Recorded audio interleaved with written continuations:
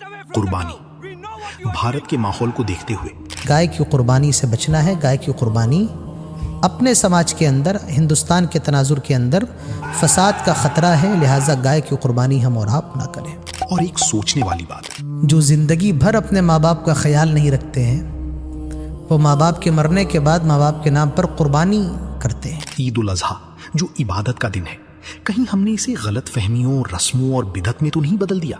آج کل ایک رسم بنتی جا رہی ہے کہ گھر میں کسی کا انتقال ہوا تو اب جو آنے والی بقرعید ہے اس کے نام پر ایک جانور ضرور بے ضرور ذبح کرتی۔ بدعت بنتی جا رہی ہے آہستہ آہستہ۔ قربانی 3 دن ہوتی ہے یا 4 دن؟ ایک بہت بڑی جماعت ہے مسلمانوں کے اندر جو بس 3 دن پر اڑی رہتی ہے، وہ اور چوتھے دن کو قربانی کا دن نہیں سمجھتی ہے۔ وہ جماعت اپنی غلطی پر ہے۔ اس پوڈ کاسٹ میں اس کے علاوہ بھی قربانی سے جڑی بہت سی ضروری باتیں، غلط فہمیاں اور وہ مسائل شامل ہیں جن سے بہت سے لوگ آج بھی انجان ہیں۔ اس لیے اس پوڈ کاسٹ کو پورا دیکھیے، کیونکہ ہو سکتا ہے جو بات آپ کو سب سے زیادہ جاننے کی ضرورت ہو، وہی بات آپ نے آج تک صحیح طریقے سے سنی ہی نہ ہو۔ السلام علیکم ورحمۃ اللہ وبرکاتہ۔ آج ہماری دعوت کتاب و سنت کے اس پوڈ کاسٹ پر آپ تمام ناظرین کا خیر مقدم ہے۔ آج ہمارے ساتھ فضیلت الشیخ مولانا عادل ریاضی اٹاوی صاحب حافظہ اللہ ہم سے جڑے ہیں۔ شیخ السلام علیکم ورحمۃ اللہ وبرکاتہ۔ وعلیکم السلام ورحمۃ اللہ وبرکاتہ۔ یہ میرے لیے بہت خوشی اور مسرت کا مقام ہے، ہماری دعوت کتاب و سنت کے اس پلیٹ فارم پر آ کر کچھ دینی سوالات کے جواب دینے کی اللہ تعالیٰ نے مجھے توفیق نصیب فرمائی ہے اور فرمائے گا آگے انشاءاللہ۔ میں دعا کرتا ہوں عزیزم فرحان سلمہ ہو آپ کو، اور یہ دعا کرتا ہوں اللہ تعالیٰ آپ سب کی محنتوں کو قبول فرمائے، ہماری دعوت کتاب و سنت کو لوگوں کی ہدایت کا ذریعہ بنائے، آمین۔ اور اس پر جو محنتیں ہوں یا اس کے ذریعے جو محنتیں ہو رہی ہیں اور آگے ہوں گی انشاءاللہ، اللہ تعالیٰ ہم سب کو اس کے بدلے جنت الفردوس نصیب فرمائے، آمین۔ تو بلا تاخیر آج کی اس مجلس کا آغاز ہم کرتے ہیں جی سب سے پہلے سوال سے جی کہ شیخ قربانی کا معنی کیا ہے اور اس کا مقصد کیا ہے؟ قربانی کا معنی ہے اللہ تبارک و تعالیٰ کی قربت حاصل کرنے کے لیے، اس کی رضا حاصل کرنے کے لیے 10، 11، 12، 13 ذی الحجہ کو اللہ تبارک و تعالیٰ نے جن جانوروں کو قربانی کے لیے منتخب کیا ہے، اللہ کا نام لے کر خلوص کے ساتھ اللہ کے لیے ذبح کرنا، یہ قربانی ہے۔ اور قربانی کا مقصد ہے کہ بندہ اللہ تعالیٰ کے قریب ہو جائے۔ اللہ تعالیٰ فرماتا ہے فَصَلِّ لِرَبِّكَ وَانْحَرْ، اللہ کے لیے نماز پڑھو اور قربانی بھی اللہ کے لیے کرو۔ تو قربانی یہ بندے کو اللہ کے قریب کرتی ہے۔ قربانی ہمارے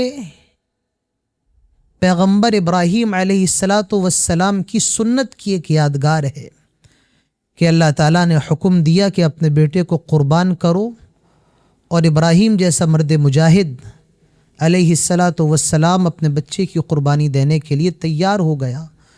تو یہ قربانی ابراہیم علیہ السلام کی سنت کی ایک یادگار ہے، اور اس قربانی کا مقصد اللہ کے حکم پر عمل کرتے ہوئے اللہ تعالیٰ کی قربت، اللہ کی رضا حاصل کرنا ہے۔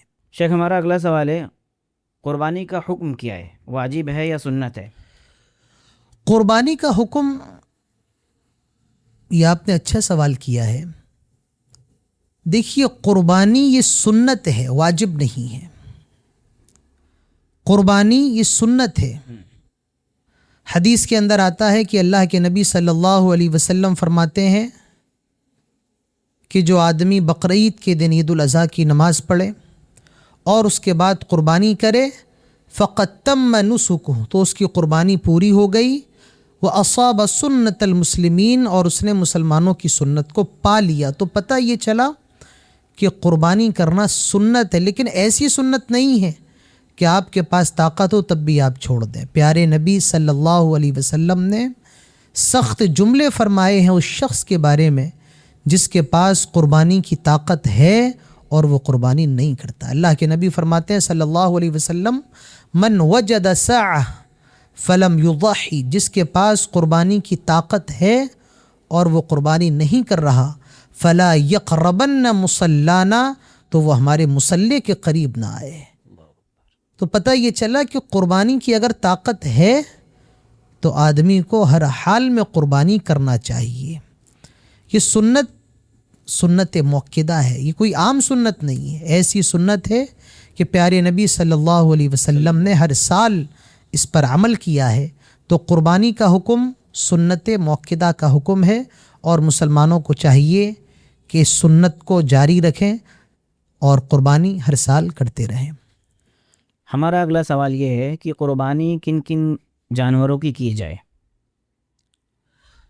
قربانی کے لیے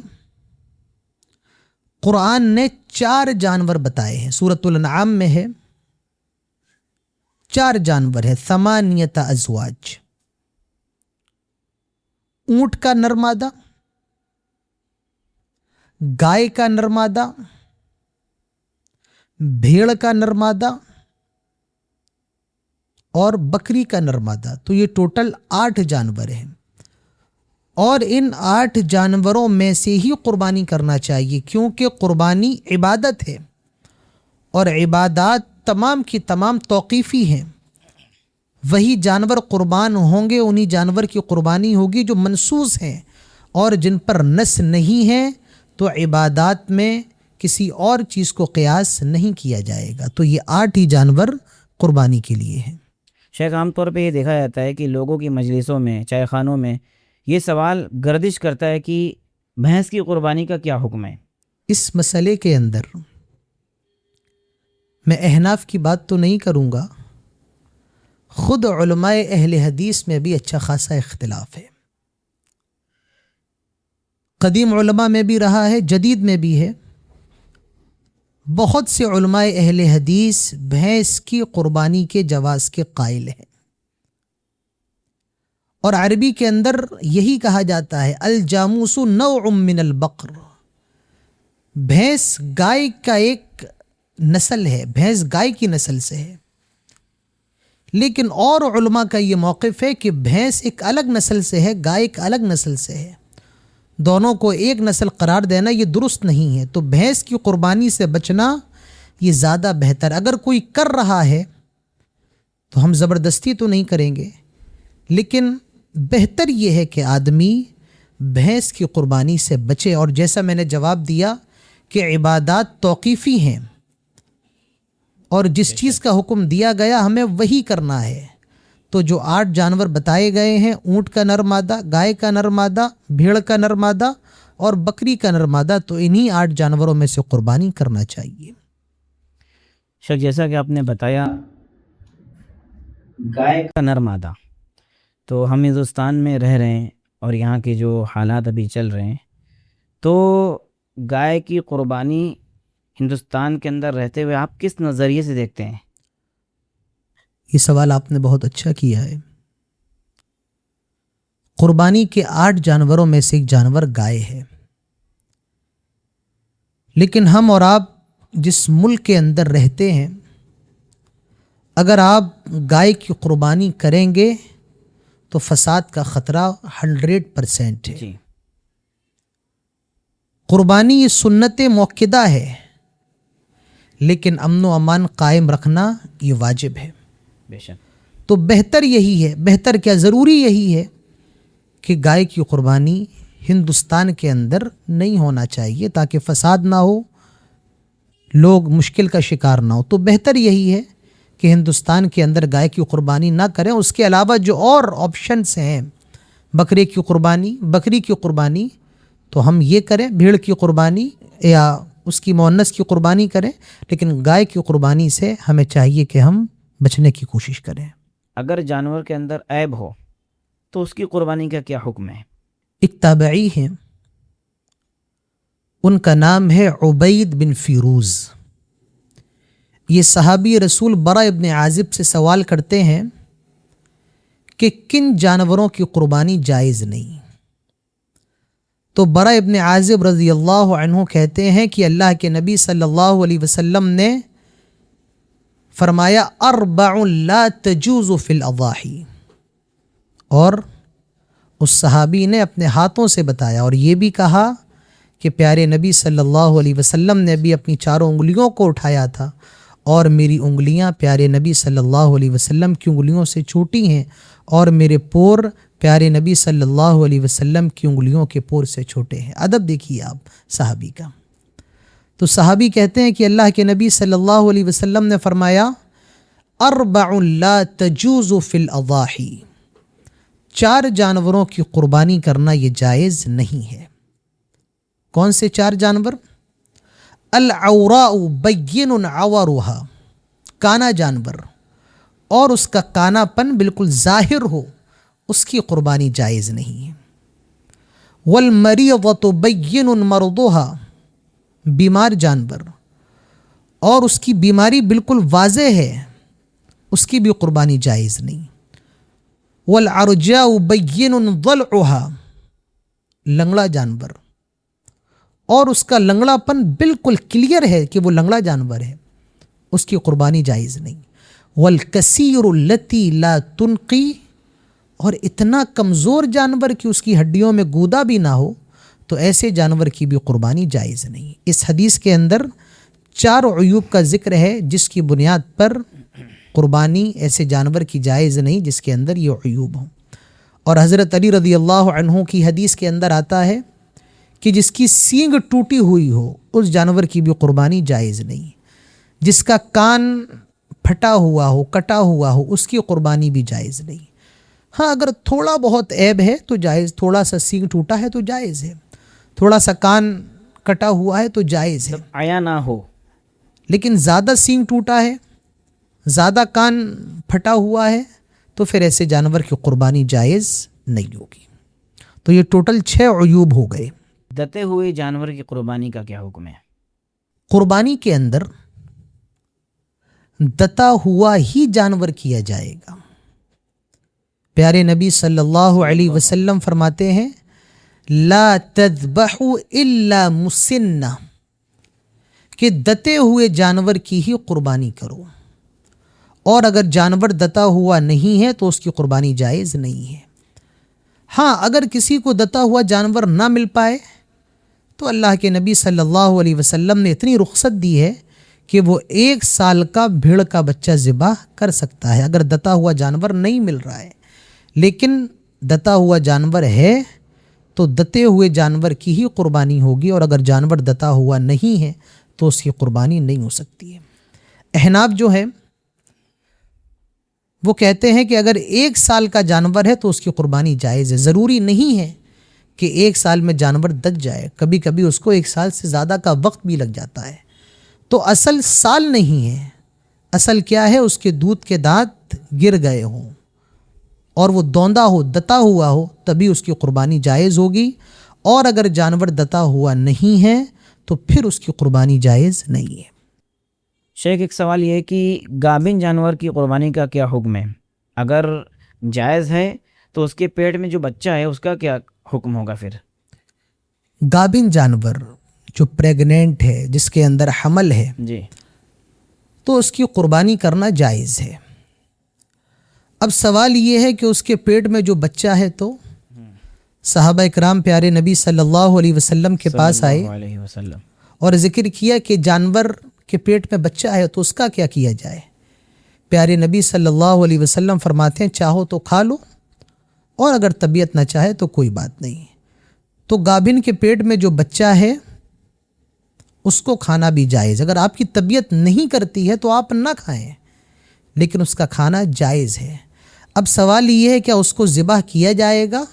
تو ضروری نہیں ہے کہ گابن جانور کے پیٹ سے جو بچہ نکلے اس کو ذبح کیا جائے، کیونکہ اللہ کے نبی صلی اللہ علیہ وسلم فرماتے ہیں زکوٰۃ الجنین زکوٰۃ امی، کہ گابن جانور کی قربانی اس کے بچے کی قربانی ہے. تو آپ نے گابن جانور کو ذبح کر دیا. اب اگر بچے کو ذبح کرنا چاہیں تو کر سکتے ہیں، ورنہ بغیر ذبح کر کے بھی کھانا اس کا جائز ہے. اب کچھ لوگ دین کے اس حکم کو یا دین کے اس مسئلے کو ناپسندیدگی کی نگاہ سے دیکھتے ہیں اور کہتے ہیں کہ بچے کا کیا قصور تھا، تو قصور تو اس کی امی کا بھی نہیں تھا. تو یہ شریعت کا حکم ہے. جی اللہ تعالیٰ نے جس کو حلال کیا وہ قیامت کی صبح تک حلال ہے. ہمارے پسند اور ناپسند کرنے کی وجہ سے شریعت کا حکم تبدیل نہیں ہوگا. تو اگر کسی کی طبیعت نہیں چاہتی ہے تو نہ کھائے، لیکن جو چیز جائز ہے دین کے اندر تو وہ قیامت کی صبح تک جائز رہے گی. ماشاء اللہ، آپ نے تو اس سوال میں اس چیز کی بھی وضاحت کر دی، کیونکہ میں اگلا سوال یہی کرنے والا تھا کہ عام طور پہ لوگ پوچھتے ہیں کہ جو بچہ نکلے گا کیا اس کو ذبح کرنا ہے کہ نہیں کرنا ہے. جی جی. بہرحال اب ہم اگلے سوال کی طرف چلتے ہیں. شیخ، ہمارا اگلا سوال ہے، کیا ایک بکرا یا بکری پورے گھر والوں کی طرف سے کفایت کرے گی؟ پورے گھر والوں کی طرف سے ایک بکرا یا بکری کافی رہے گی؟ حضرت ابو ایوب انصاری رضی اللہ عنہ کی حدیث ہے، وہ کہتے ہیں کہ پیارے نبی صلی اللہ علیہ وسلم کے وقت میں صلی اللہ علیہ وسلم ایک بکری پورے گھر والوں کی طرف سے کافی ہوتی تھی. اور جب آپ اللہ کے نبی کی قربانیوں کو دیکھیں گے تو آپ نے جو جانور ذبح کیے ہیں آپ نے اس پر یہ پڑھا اللہم تقبل من محمد و آل محمد، اللہ محمد کی طرف سے قبول فرما لے اور اس کے پورے گھر اور ان کے پورے گھر والوں کی طرف سے قبول فرما لے. تو ایک بکرا یا بکری، ایک بھیڑ یا اس کی مؤنث پورے گھر والوں کی طرف سے کافی ہے. شیخ، ہمارا اگلا سوال ہے کہ بڑے جانوروں میں کتنا حصہ ہے؟ عام طور پہ جیسے یہاں بنارس سے لوگ سعودی عرب پیسہ بھیجتے ہیں، اونٹ کی قربانی میں حصہ لے لیتے ہیں، تو بڑے جانور میں قربانی کا کتنا حصہ ہے؟ اونٹ کی قربانی میں 10 حصے ہیں. اگر کوئی 10 حصے سے کم بھی کرتا ہے، 9 حصے رکھ لے، کوئی بات نہیں.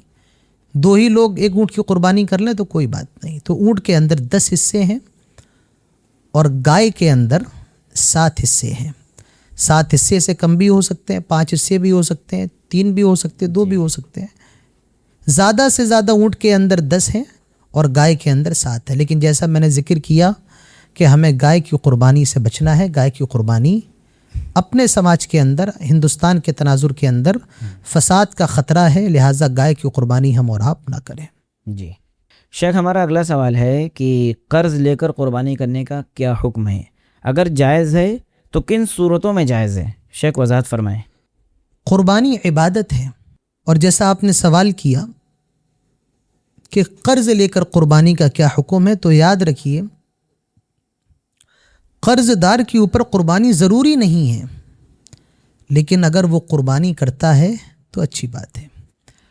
عبید اللہ رحمانی صاحب نے ایک شکل بتائی ہے کہ کوئی آدمی بازار سے گزر رہا ہے اور اس کو کوئی جانور نظر آ گیا، کوئی بکرا نظر آ گیا، بکری نظر آ گئی، اور اس نے چاہا کہ اس کو خرید لیں، لیکن اس کی جیب میں ابھی پیسہ نہیں ہے، تو وہ کسی سے قرض لے کر کے جانور خرید لیتا، کوئی مسئلہ نہیں، بعد میں چکا دے گا.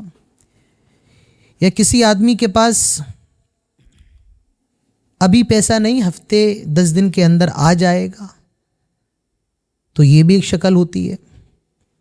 کچھ لوگ جاب کرتے ہیں، ان کی منتھلی سیلری ہوتی ہے اور ان کو پتہ کہ ابھی میں نے قرض لے لیا یا قرض لے کر جانور لے آیا تو سیلری آنے کے بعد میں دے دوں گا. تو بہرحال کوئی بھی صورت ہو، قرض لے کر قربانی کرنا جائز ہے، ضروری نہیں ہے.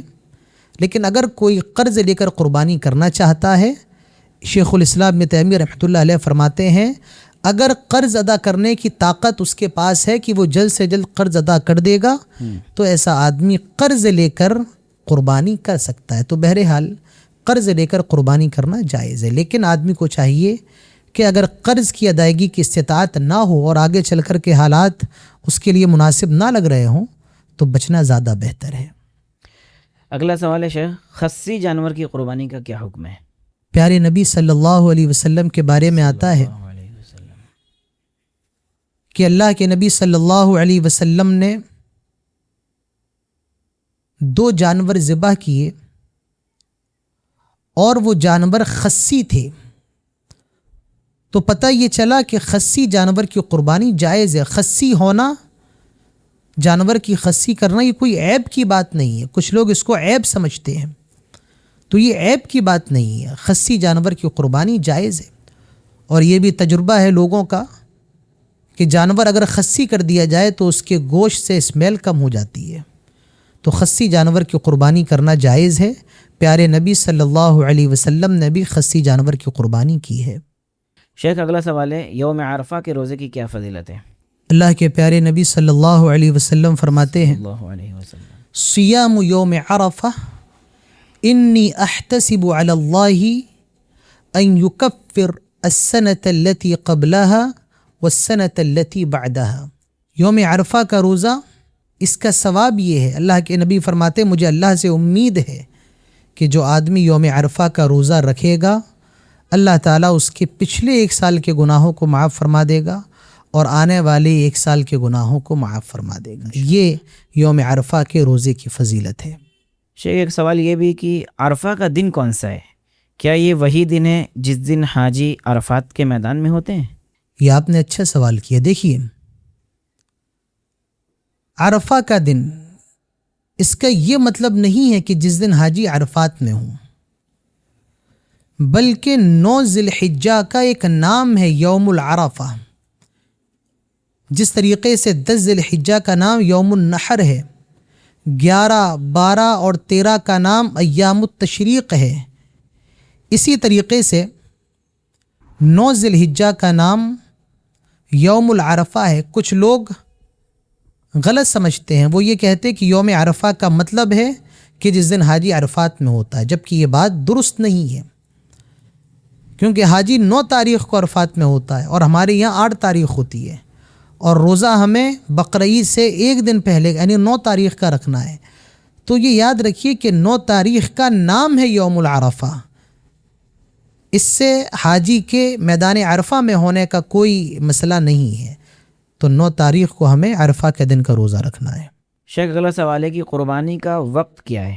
حضرت برا ابن عازب فرماتے ہیں کہ ان کے ماموں حضرت بردہ بن نیار رضی اللہ عنہ نے بقرعید کی نماز سے پہلے قربانی کر لی۔ پیارے نبی صلی اللہ علیہ وسلم اس قربانی کے بارے میں فرماتے ہیں، تلک شأت لحم، یہ گوشت کی بکری ہے، مطلب اس صحابی کی قربانی نہیں ہوئی۔ تو اگر کوئی آدمی نماز سے پہلے قربانی کر لے تو قربانی نہیں ہوگی۔ قربانی کا وقت عید الاضحیٰ کی نماز پڑھنے کے بعد ہے۔ اللہ کے نبی صلی اللہ علیہ وسلم فرماتے ہیں، ان اول نبدأ فی یومنا ھذا ان نصلی، سب سے پہلے بقرعید کے دن ہم نماز پڑھیں گے، فنرجع، پھر لوٹیں گے، فننحر، اور اس کے بعد ہم قربانی کریں گے۔ تو قربانی کا وقت بقرعید کی نماز پڑھنے کے بعد سے شروع ہوتا ہے۔ قربانی کے دن کتنے ہیں؟ 3 دن یا 4 دن؟ کیونکہ مسلمانوں کی بہت بڑی جماعت 3 دن پہ اتفاق کرتی ہے۔ قربانی کے جو دن ہیں 10 تاریخ، 11 تاریخ، 12 تاریخ، اور اس کے بعد 13 تاریخ، تو یہ جو ٹوٹل 4 دن ہوئے یہ قربانی کے دن ہیں۔ اور جو آپ نے 3 دن کی بات کہی، ایک بہت بڑی جماعت ہے مسلمانوں کے اندر جو بس 3 دن پر اڑی رہتی ہے، وہ اور چوتھے دن کو قربانی کا دن نہیں سمجھتی ہے، وہ جماعت اپنی غلطی پر ہے۔ جبکہ حدیث کی روشنی میں مسند احمد کی حدیث ہے، حضرت جبیر بن مطعم رضی اللہ عنہ فرماتے ہیں کہ اللہ کے نبی صلی اللہ علیہ وسلم فرماتے ہیں، ایام التشریق ایام الذبح، کہ جتنے بھی تشریق کے دن ہیں، تشریق کہتے ہیں 11، 12 اور 13، تو وہ کہتے ہیں جتنے بھی تشریق کے دن ہیں وہ سارے کے سارے قربانی کے دن ہیں۔ آپ دیکھیے حاجی مینا کے اندر 13 تاریخ تک ٹھہرتا ہے، ہر کام 13 تاریخ تک ہوتا ہے، تو قربانی بھی 13 تاریخ تک ہے۔ ہم یہ نہیں کہتے کہ آپ 13 تاریخ کو کیجئے، جی، افضل قربانی 10 تاریخ کو ہے، لیکن اگر کوئی آدمی 13 کو کرنا چاہے تو 13 کو بھی کر سکتا ہے عصر کی نماز تک، کیونکہ 13 تاریخ بھی قربانی کا دن ہے اور ایام التشریق میں سے ایک دن ہے۔ شیخ اسی طریقے سے معاشرے کے اندر یہ چیز دیکھی جاتی ہے کہ اگر کسی کو اللہ نے ایک ہی جانور کی استطاعت دی ہے، طاقت دی ہے، تو وہ یوم النحر والے دن نہیں کرتا، آخری دن چوتھے دن قربانی کرتا ہے۔ تو اس کے بارے میں شریعت نے ہمیں کیا حکم دیا ہے؟ جیسا میں نے بتایا قربانی کے 4 دن ہیں جی، اور چاروں دنوں میں آپ کو اختیار ہے، جب آپ کی مرضی چاہے تب آپ کریں۔ افضل قربانی 10 تاریخ کی ہے، لیکن 14 تاریخ تک اختیار ہے، تو جو آدمی 10 تاریخ کو نہیں کرتا اور 14 کو کرتا، اس کی مرضی ہے، اس کی قربانی انشاءاللہ تعالی قبول ہوگی، اس کی قربانی قبول ہوگی انشاءاللہ تعالی۔ تو شیخ اس کے تعلق سے کوئی نصوص ملتے ہیں کہ اس کو 10 تاریخ کو قربانی کر لینی چاہیے، اس کے حق میں زیادہ افضل ہے؟ پیارے نبی صلی اللہ علیہ وسلم نے جتنی بھی قربانیاں کی ہیں وہ ساری کی ساری یوم النحر کو یعنی کہ 10 تاریخ کو کی ہیں، لیکن 14 تاریخ تک ہمارے پاس ٹائم ہے، تو چاہیں تو 10 کو کر لیں، چاہیں تو 11 کو کر لیں، چاہیں تو 12 کو کر لیں، چاہیں تو آپ 13 کو کر لیں۔ تو شریعت کے اندر آسانی ہے، جی، اس آسانی کو سمجھنے کی کوشش کریں۔ شیخ اگلا سوال ہے، قربانی کا طریقہ کیا ہے؟ قربانی ہم کریں گے کیسے؟ قربانی کا طریقہ یہ ہے کہ آپ جانور کو قبلہ رخ ہو کر کے لٹائیں، اور اس کے بعد جو آدمی قربانی کر رہا ہے جی، اس کو چاہیے کہ وہ خود اپنا جانور ذبح کرے اور یہ دعا پڑھے، اللہم تقبل منی و اہل بیتی، اللہ میری طرف سے قبول فرما لے اور میرے گھر والوں کی طرف سے، بسم اللہ اللہ اکبر کہہ کر کے وہ جانور کو ذبح کر دے۔ یہ جانور ذبح کرنے کا، قربانی کرنے کا بالکل آسان طریقہ ہے کہ آدمی قبلہ رخ ہو کر کے لٹائے اور اس کے بعد دعا پڑھ کر جانور کو ذبح کر دے۔ شیخ اس کے متعلق کوئی مخصوص دعا بھی موجود ہے؟ قربانی کی مختلف دعائیں احادیث کے اندر ہیں۔ ایک دعا ابو داؤد کے اندر ہے، انی وجہت وجہی للذی فطر السماوات والارض علی ملت ابراہیم حنیفا وما انا من المشرکین ان صلاتي ونسكي ومحياي ومماتي لله رب العالمين اللهم تقبل من محمد ومن امة محمد وآل محمد بسم اللہ اللہ اکبر۔ یہ دعا ایک حدیث کے اندر ہے اور کچھ علماء نے، کچھ محدثین نے اس حدیث پر کلام کیا ہے، لیکن صحیح بات یہ ہے کہ یہ حدیث حسن درجے کو پہنچ رہی ہے۔ تو کوئی آدمی اگر یہ دعا کرنا چاہے انی وجہت وجہی للذی والی، تو یہ دعا کر کے جانور ذبح کر دے، یا اگر اتنی بھی یاد نہ ہو تو کم سے کم اتنی کر لے، اللہم تقبل منی، اللہ میری طرف سے قبول فرما لے، وہ اہل بیتی، اور میرے گھر والوں کی طرف سے قبول فرما لے۔ جزاک اللہ۔ آمین وإیاکم۔ شیخ ہمارا اگلا سوال یہ ہے، کیا عورت قربانی کر سکتی ہے؟ جی ہاں، عورت قربانی کر سکتی ہے، اور اس کے تعلق سے ایک حدیث ہے، کعب ابن مالک رضی اللہ عنہ کی لونڈی بکریاں چرا رہی تھی، تو ایک بکری بیمار ہو گئی، تو اس لونڈی نے دھاردار پتھر لیا اور اس بکری کو ذبح کر دیا۔ پیارے نبی صلی اللہ علیہ وسلم سے اس کے کھانے کے بارے میں پوچھا گیا کہ اس کو کھائیں یا نہیں، تو آپ صلی اللہ علیہ وسلم فرماتے ہیں اس کو کھاؤ۔ تو پتہ یہ چلا کہ عورت اپنے ہاتھ سے قربانی کر سکتی ہے، لونڈی بھی قربانی کر سکتی ہے، لیکن ایک چیز کا تھوڑا سا خیال رکھنا ہے ہمیں، جی، عورت قربانی کر سکتی ہے، مسئلہ مسلم ہے، لیکن ہمارے اور آپ کے گھروں میں جو قربانی کی صورت ہے کہ چاچا بھی ہیں، چاچا کے بچے بھی ہیں، دوست احباب بھی آئے ہیں، جی، اور صاحب کسی کی بیوی قربانی کرے، بے پردہ ہو کر کے نکلے، تو بہتر یہ ہے کہ اس طریقے سے عورتیں قربانی نہ کریں۔ ہاں اگر ان کے سارے ایسے لوگ موجود ہیں جو محرم ہیں تب تو قربانی کر سکتی ہے، لیکن اگر محرم نہیں ہے، غیر محرم ہے، تو بہتر یہ ہے کہ ان کے سامنے قربانی نہ کریں۔ شیخ ہمارا اگلا سوال یہ ہے کہ جیسا کہ حدیث میں آتا ہے قربانی کے گوشت کے متعلق، کلو و تصدقو و دخیرو، کھاؤ، صدقہ کرو اور ذخیرہ کرو، تو کیا قربانی کے گوشت کا 3 حصہ کرنا ضروری ہے؟ قربانی کے گوشت کے 3 حصے کے بارے میں علماء نے کہا یہ مستحب ہے، 3 حصے کر لینا چاہیے۔ شیخ ابن باز، شیخ ابن عثیمین کا بھی یہی کہنا ہے کہ قربانی کے گوشت کے 3 حصے کر لو، ایک خود رکھ لو، ایک غریبوں میں بانٹ دو اور ایک رشتہ داروں میں بانٹ دو، اس قسم کی چیزیں ہیں۔ لیکن یہ ضروری نہیں ہے، واجب نہیں ہے۔ کچھ لوگوں نے اس چیز کو واجب سمجھ لیا اپنے اوپر، جبکہ یہ بہتر کے معنی میں ہے، استحباب کے معنی میں ہے۔ اگر کوئی ایسا کرتا ہے تو بہتر ہے، لیکن ضروری نہیں ہے۔ اب مان لیجئے گھر کے اندر سے میاں بیوی رہتے ہیں جی، اور ان کی طبیعت نہیں کرتی زیادہ گوشت کھانے کی، تو وہ گوشت رکھے، ان کے لیے کیا فائدہ؟ تو اگر وہ چاہے پورا صدقہ کرنا چاہے تو پورا صدقہ کر دیں، اور کسی کی فیملی میں لوگ زیادہ ہیں، اسے خود گوشت کی ضرورت ہے، تو وہ چاہے تو اپنے پاس زیادہ سے زیادہ رکھ لے۔ تو بہرحال آسانی ہے، لیکن اس آسانی کو بہت سے لوگوں نے اس وقت مشکل بنا دیا، واجب قرار دے دیا ہے کہ 3 حصہ کرنا ہی پڑے گا ہر حال میں۔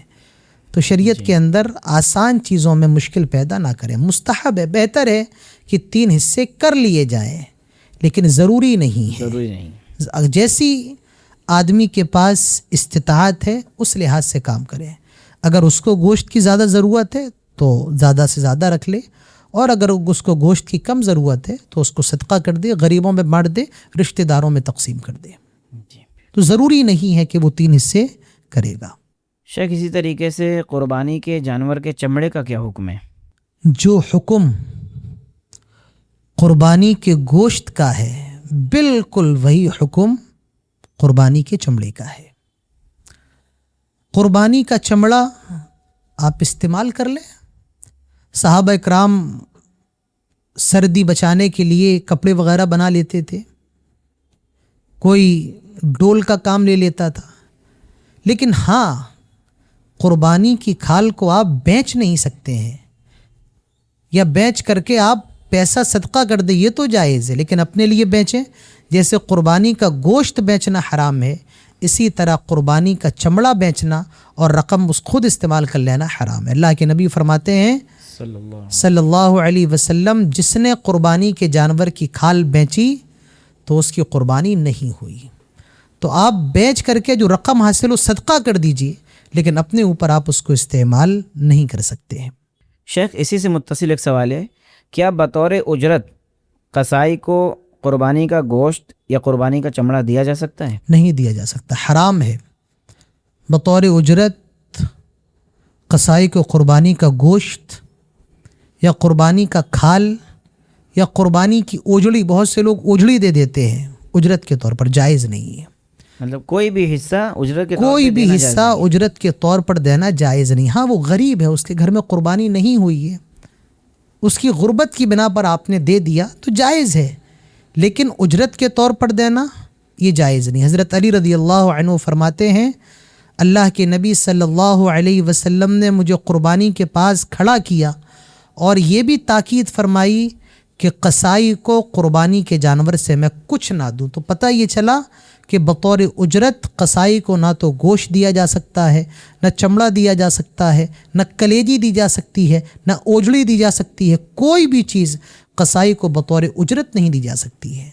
بطور احسان تو دیا جا سکتا ہے، لیکن بطور اجرت نہیں دی جا سکتی۔ بطور احسان گویا اس کی اجرت کے ساتھ ساتھ وہ اجرت میں شامل کر کے نہ دیا جائے، نہ دیا جائے، ہاں اس کو پیسہ دیا جائے گا۔ جی، اللہ کے نبی صلی اللہ علیہ وسلم قصائی کو پیسہ دیتے تھے، تو پیسہ تو دیا جائے گا، لیکن جانور میں سے کچھ حصہ یا گوشت بطور اجرت قصائی کو نہیں دیا جائے گا۔ جی شیخ، اسی طریقے سے ایک سوال ہر سال بہت زیادہ گردش کرتے ہیں کہ میت کی طرف سے قربانی کرنا کیسا ہے؟ یہ سوال کافی سامنے آتا ہے کہ میت کی طرف سے قربانی کا کیا حکم ہے، اور میں افسوس کے ساتھ ایک بات پہلے عرض کروں، جو زندگی بھر اپنے ماں باپ کا خیال نہیں رکھتے ہیں، وہ ماں باپ کے مرنے کے بعد ماں باپ کے نام پر قربانی کرتے ہیں۔ تو میت کے نام پر قربانی کرنا، اس کا کوئی بھی ثبوت احادیث سے نہیں ملتا ہے۔ پیارے نبی صلی اللہ علیہ وسلم کی حیات مبارکہ میں حضرت فاطمہ کے علاوہ آپ کی تمام اولادوں کا انتقال ہوا، آپ کی بیویوں کا انتقال ہوا، آپ کے چچا شہید ہوئے، لیکن نبی اکرم صلی اللہ علیہ وسلم نے کسی کی طرف سے بھی اسپیشل قربانی نہیں فرمائی۔ شیخ ابن باز ابن عثیمین نے یہ کہا ہے اگر کوئی آدمی زندوں کے ساتھ ساتھ مردوں کو بھی قربانی میں شامل کر لے تو یہ طریقہ ٹھیک ہے کہ بھئی آپ اپنی طرف سے قربانی کر رہے ہیں، اپنے گھر والوں کی طرف سے آپ نے میت کو بھی اس کے اندر شامل کر لیا، کوئی بات نہیں، ٹھیک ہے۔ ایک طریقہ یہ ہے کہ آپ ایک جانور لے کر کے آئیں الگ سے اور وہ میت کے نام پر ذبح کر دیں اور اس کو پورا کا پورا صدقہ کر دیں، لیکن بہتر یہ ہے کہ آدمی یہ بھی نہ کرے بلکہ زندوں کے ساتھ ساتھ میت کو اپنی قربانی کے اندر شامل کر لے۔ ہاں اگر میت کے نام پر کرنا ہے تو اور دنوں میں کر لے، کوئی مسئلہ نہیں، تو اس چیز پر اتنا زور نہ دیا جائے۔ اور ایک بات اور افسوس کے ساتھ کہی جائے گی، آج کل ایک رسم بنتی جا رہی ہے کہ گھر میں کسی کا انتقال ہوا تو اب جو آنے والی بقرعید ہے اس کے نام پر ایک جانور ضرور بے ضرور ذبح کرتی، بدعت بنتی جا رہی ہے آہستہ آہستہ۔ تو ہم سب کو چاہیے اس بدعت سے، ان بدعتوں سے بچنے کی کوشش کریں۔ شیخ جہاں تک تقسیم کی بات آتی ہے قربانی کے گوشت کی، تو کن کن لوگوں میں یہ گوشت ہم تقسیم کر سکتے ہیں؟ جو بھی ضرورت مند ہیں اپنے رشتہ داروں میں تقسیم کیجیے، فقراء و مساکین میں تقسیم کیجیے۔ اللہ تعالیٰ فرماتا ہے کلو وَأَطْعِمُوا الْبَائِسَ الْفَقِيرَ، کھاؤ اور جو لوگ فقیر ہیں ان کو بھی کھلاؤ۔ کچھ لوگ ایسے ہیں کہ جو مانگتے نہیں ہیں ان کو بھی کھلاؤ، اور جو مانگ رہے ہیں ان کو بھی کھلاؤ۔ تو اختیار ہے، جس کو آپ دینا چاہیں دیں، غریبوں کو زیادہ سے زیادہ پہنچائیں، خود بھی تھوڑا رکھ لیں، رشتہ داروں میں قربانی نہیں ہوئی ان کو بھی پہنچائیں، تو سب کو پہنچانا چاہیے۔ اسی سے متصل ایک سوال، کیا غیر مسلم کو اپنے قربانی کا گوشت دے سکتے ہیں؟ ایسی کوئی بھی حدیث نہیں ہے کہ اس کے اندر منع کیا گیا ہو کہ غیر مسلم کو قربانی کا گوشت نہیں دیا جائے۔ تو ایسی کوئی حدیث نہیں ہے، تو پتہ یہ چلا کہ غیر مسلم کو قربانی کا گوشت دیا جا سکتا ہے، غیر مسلم کو قربانی کا گوشت کھلایا جا سکتا ہے۔ شیخ اگر کوئی غیر مسلم قربانی کے گوشت کو شراب کے ساتھ استعمال کرے تو کیا ایسے شخص کو بھی قربانی کا گوشت دینا چاہیے؟ اگر کوئی غیر مسلم قربانی کے گوشت کو شراب کے ساتھ استعمال کرتا ہے اور شراب پی کر قربانی کا گوشت کھاتا ہے یا قربانی کا گوشت کھا کر کے شراب پیتا ہے، تو بہتر یہ ہے کہ ایسے غیر مسلم کو آپ قربانی کا گوشت نہ دیں۔ شیخ اگلا سوال ہے، جب قربانی کریں گے تو جو قربانی کرنے والا ہے وہ صرف بسم اللہ اللہ اکبر کہے گا یہاں پہ، یا وہاں پر جو لوگ موجود ہیں سارے کے سارے مل کے بسم اللہ اللہ اکبر کہیں گے؟ جو آدمی قربانی کر رہا ہے وہی بسم اللہ اللہ اکبر کہہ کر کے جانور ذبح کرے گا۔ ہوتا یہ ہے کہ جو لوگ ارد گرد موجود ہوتے ہیں، کوئی جانور کی ٹانگیں پکڑا ہے، کوئی کھڑا ہوا ہے، جی، تو وہ سب مل کر کے زور سے بسم اللہ اللہ اکبر چلاتے ہیں، جو کہ درست نہیں ہے۔ تو جو آدمی قربانی کر رہا ہے، جو آدمی ذبح کر رہا ہے، جو آدمی چھری پھیر رہا ہے، وہی اللہ اکبر بسم اللہ کہہ کر کے جانور کو ذبح کرے گا۔ ایک سوال یہ ہے شیخ اس میں کہ جب جانور کو ہم ذبح کر رہے ہیں بہت زیادہ حرکت کرتا ہے تو بسا اوقات انسان بسم اللہ اللہ اکبر پڑھنا بھول جاتا ہے اور چھری پھیر دیتا ہے، تو کیا ایسے جانور کا گوشت کھانا پھر کیسا ہے؟ یہ آپ نے اچھا سوال کیا۔ ہڑبڑاہٹ کی وجہ سے اکثر ایسا ہوتا ہے کہ لوگ بسم اللہ کہنا بھول جاتے ہیں۔ جی، یہ چیز خود میرے ساتھ ہوئی ہے۔ جی، اللہ کے نبی صلی اللہ علیہ وسلم فرماتے ہیں اللہ تعالیٰ نے امت سے 3 چیزوں کو ہٹا لیا ہے، اس میں ایک چیز ہے نسیان، بھولنا۔ بھول کر کے آپ نے کوئی کام کر دیا یا کام کرنا تھا بھول کر کے نہیں کیا تو اللہ تبارک و تعالیٰ اس کو معاف فرما دے گا۔ تو اگر کوئی آدمی جانور ذبح کرتے وقت بسم اللہ نہیں پڑھ پایا جبکہ اس کی نیت تھی پڑھنے کی، جی، لیکن حالات ایسے تھے اس کے ذہن سے نکل گیا، اور اس نے بغیر بسم اللہ کے جانور ذبح کر دیا تو اس کا ذبح کیا ہوا جانور کھانا جائز ہے۔ جی شیخ، ایک سوال یہ ہے کہ بے نمازی کی قربانی کا کیا حکم ہے؟ یہ سوال آپ نے اچھا کیا ہے کہ بے نمازی کی قربانی کا کیا حکم ہے۔ تو پہلے یاد رکھیے کہ نماز یہ اسلام کی 5 بنیادوں میں سے ایک بنیاد ہے، 5 پلرس آف اسلام میں سے ایک پلر ہے۔ اور جو آدمی نمازی نہیں ہے، اللہ کے نبی صلی اللہ علیہ وسلم فرماتے ہیں من ترک الصلاۃ متعمدا فقد کفر، جس نے جان بوجھ کر نماز چھوڑی کفر کیا اس نے۔ اور زیادہ تر علماء کا یہی کہنا ہے کہ بے نمازی آدمی کافر ہے۔ تو جو آدمی بے نمازی ہے، قربانی ہی کیا، نہ تو اس کے روزے قبول ہے، نہ اس کی زکوٰۃ قبول ہے، اور نہ ہی اس کی قربانی قبول ہے۔ آپ جب یہ آیت پڑھیں گے فَصَلِّ لِرَبِّكَ وَانْحَرْ، نماز کا ذکر پہلے، قربانی کا بعد۔ جی قربانی کی دعا میں ایک جملہ ہے ان صلاتی و نسکی، اللہ میری نماز اور میری قربانی، یہاں پر بھی نماز کو پہلے اللہ نے نماز کو پہلے ذکر کیا ہے۔ تو بے نمازی کی قربانی اللہ کے یہاں قابل قبول نہیں ہے۔ اللہ تعالیٰ فرماتا ہے انما یتقبل اللہ من المتقین، تو اللہ تعالیٰ متقیوں کی ہی عبادت کو قبول کرتا ہے۔ تو جو آدمی نمازی نہیں ہے پھر اس کی عبادت قابل قبول نہیں ہے۔ لیکن اب اس کا یہ مطلب نہیں ہے کہ جو لوگ قربانی کے جانور لائے ہیں وہ مایوس ہو جائیں، ان کو چاہیے اللہ تبارک و تعالیٰ سے پکی توبہ کریں کہ اللہ آج کے بعد اب ہم نماز نہیں چھوڑیں گے، اور خلوص کے ساتھ قربانی کریں۔ اللہ تعالیٰ ہم تمام لوگوں کو اس کی توفیق نصیب فرمائے، آمین آمین۔ شیخ، اسی طریقے سے ایک سوال یہ ہے کہ کیا رات میں قربانی کر سکتے ہیں؟ قربانی رات میں نہیں کرنے کی کوئی بھی دلیل نہیں ہے۔ تو پتہ یہ چلا کہ قربانی رات میں بھی کی جا سکتی ہے، قربانی دن میں بھی کی جا سکتی ہے۔ اسی طریقے سے ایام التشریق میں روزہ رکھنے کا کیا حکم ہے؟ عید کے دن، بقرعید کے دن، اور ایام التشریق یعنی ذی الحجہ کی 11، 12، 13، تو ٹوٹل 5 دن ہو گئے۔ جی ان 5 دنوں کے اندر روزہ رکھنا حرام ہے۔ یہ 5 دن کھانے پینے کے دن ہیں، اور ان 5 دنوں میں روزہ رکھنا حرام ہے۔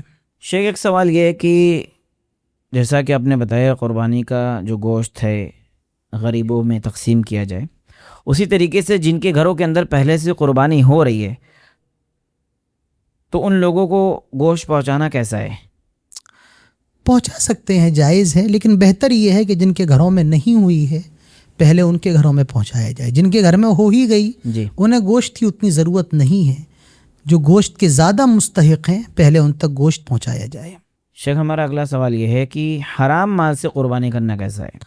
حرام مال سے قربانی اللہ تعالیٰ کی یہاں قابل قبول نہیں ہے۔ اللہ کے نبی صلی اللہ علیہ وسلم فرماتے ہیں ان اللہ طیب، اللہ تعالیٰ پاک ہے، لا يقبل الا طیبا، اور اللہ تعالیٰ پاک چیز کو ہی قبول کرتا ہے۔ بے شک۔ تو حرام مال سے کی جانے والی قربانی اللہ کی یہاں قابل قبول نہیں ہے۔ شیخ، ایک سوال یہ ہے کہ جب بڑے جانور میں لوگ حصہ لیتے ہیں تو اس میں عقیقے کا جانور بھی ڈال دیتے ہیں یا عقیقے کی نیت بھی کر لیتے ہیں۔ مثلاً اونٹ ہے، اگر کسی نے مان لیجئے کسی کے گھر بیٹا ہوا ہے، 2 حصہ اس کو لینا ہے، ایک حصہ اونٹ میں لے لیا قربانی کا، اور 2 حصے پر اس نے نیت کر لیا عقیقے کی، تو ایسا کرنا کیسا ہے؟ سب سے پہلی بات تو یہ ہے، بہت سے علماء نے بڑے جانور میں عقیقے کو درست قرار نہیں دیا ہے، لیکن اس کے علاوہ جن لوگوں نے درست قرار دیا ہے تو عقیقہ ایک الگ چیز ہے اور قربانی ایک الگ چیز ہے۔ تو بہتر یہی ہے کہ آدمی قربانی کے ساتھ عقیقے کو شامل نہ کرے، بعد میں کبھی جا کر کے وہ عقیقہ کر لے، لیکن قربانی کے جانور میں عقیقے کی نیت یا عقیقے کا حصہ نہ ڈالے۔ شیخ، اگلا سوال ہے کہ جو شخص قربانی کا ارادہ رکھتا ہے تو اس کے لیے بال اور ناخن کاٹنے کا کیا حکم ہے؟ یہ اچھا سوال آپ نے کیا ہے۔ اللہ کے پیارے نبی صلی اللہ علیہ وسلم فرماتے ہیں اذا رأیت ہلال ذی الحجہ واراد احدکم ان یضحی، تم میں جو آدمی ذی الحجہ کا چاند دیکھے اور اس کا ارادہ قربانی کرنے کا ہو تو اس کو چاہیے کہ اپنے بال اور ناخن میں سے کچھ بھی نہ کاٹے، بال میں ہر جگہ کے بال اور ناخن سے ہر جگہ کے ناخن۔ تو جو آدمی قربانی کرنا چاہتا ہے کرے گا، اس کو چاہیے نہ تو اپنے بال کاٹے جسم کے اور نہ اپنے ناخن کاٹے۔ تو شخص جو انسان قربانی کرے گا یا ارادہ رکھتا ہے، اگر وہ شخص قربانی سے پہلے بال اور ناخن کاٹ لے تو کیا حکم ہے؟ اس کا جواب شیخ ابن عثیمین نے بہت پیارا دیا ہے کہ جس آدمی کا ارادہ ہے قربانی کرنے کا، لیکن وہ قربانی سے پہلے اگر اپنے بال یا ناخن کاٹ لے تو اس کو قربانی سے تو نہیں روکا جائے گا، وہ قربانی تو کرے گا جی، لیکن اس نے پیارے نبی صلی اللہ علیہ وسلم کی سنت کی مخالفت کی ہے، نبی کے حکم کی مخالفت کی ہے۔ اس کو چاہیے کہ اللہ تعالیٰ سے پکی توبہ کرے اور اپنی قربانی کو انجام دے۔ شیخ اگلا سوال یہ ہے کہ اگر کسی کے پاس قربانی کرنے کی استطاعت نہیں ہے تو کیا وہ بھی اپنے بال و ناخن کو نہیں کاٹے گا؟ ابو داؤد کے اندر ایک حدیث آتی ہے، علامہ البانی نے اس کو ضعیف قرار دیا ہے اور شیخ زبیر علی زئی رحمۃ اللہ علیہ نے اس کو حسن قرار دیا ہے۔ تو اس حدیث کی بنیاد پر بہتر یہی ہے کہ جو آدمی قربانی کی طاقت نہیں رکھتا ہے وہ بھی اپنے بال اور ناخن نہ کاٹے، بقرعید کی نماز ادا کرنے کے بعد وہ اپنے بال اور ناخن کاٹ لے، انشاءاللہ اس کو قربانی کا ثواب مل جائے گا انشاءاللہ۔ شیخ میں نے کئی لوگوں کو دیکھا ہے اور باقاعدہ مجھے تلقین کی لوگوں نے کہ اس دن کا روزہ رکھو، گویا عید الاضحیٰ کے دن کا روزہ، چند گھنٹوں کا روزہ بتاتے ہیں، اور یہ چیز بہت زیادہ لوگوں میں عام ہے کہ وہ فجر کی نماز کے بعد کچھ کھائیں گے نہیں، اور یہ کہتے ہیں کہ جب جانور ذبح ہوگا تو اس کے گوشت یا اس کی کلیجی سے ہم اپنا روزہ افطار کریں گے یا روزہ کھولیں گے۔ تو شیخ ایسی باتوں کا کیا حکم ہے شریعت کے اندر؟ یہ باتیں نہایت ہی جاہلانہ باتیں ہیں، اور جیسا میں نے آپ کو بتایا کسی سوال کے جواب میں کہ عید کے دن، بقرعید کے دن، ایام التشریق میں روزہ رکھنا حرام ہے۔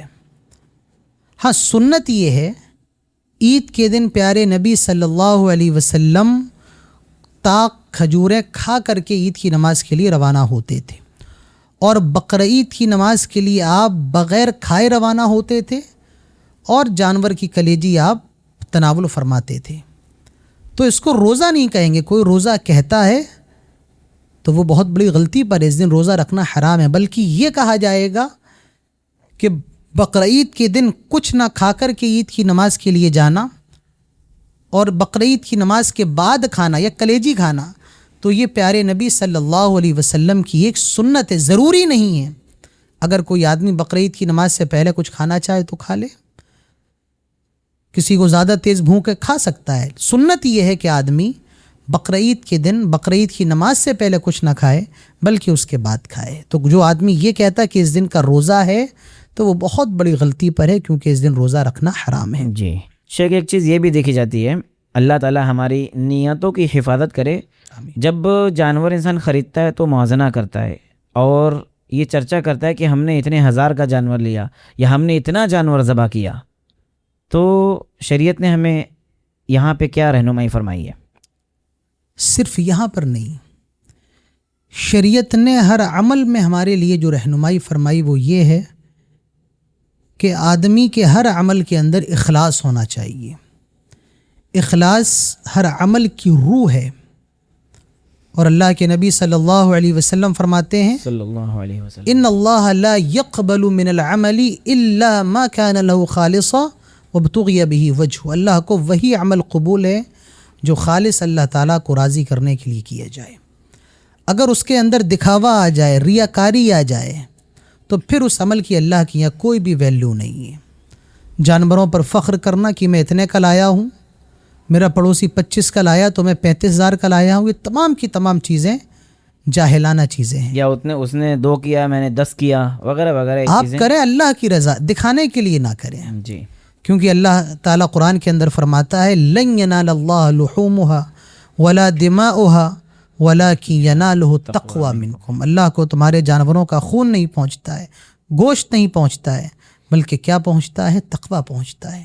اور اللہ کے نبی صلی اللہ علیہ وسلم فرماتے ہیں ان اللہ لا ينظر الى صورکم، اللہ تعالیٰ تمہارے چہرے نہیں دیکھتا ہے، ولا الى اجسامکم، اللہ تعالیٰ تمہارے جسم نہیں دیکھتا ہے، ولکن ينظر الى قلوبکم، اللہ تعالیٰ تمہارے دلوں کو دیکھتا ہے۔ بخاری کے اندر جو سب سے پہلی حدیث ابن عمر سے آئی ہے کہ اللہ کے نبی صلی اللہ علیہ وسلم فرماتے ہیں انما الاعمال بالنیات، تمام اعمال کا دار و مدار نیت پر ہے، تو آدمی اللہ کے لیے اپنی نیت کو خالص رکھے، دکھاوا، ریاکاری، کمپٹیشن اس چیز سے بچے، اور اگر قربانی کے اندر دکھاوا آ جائے تو پھر وہ اپنی قربانی کی خیر منائے۔ اب میں آخر میں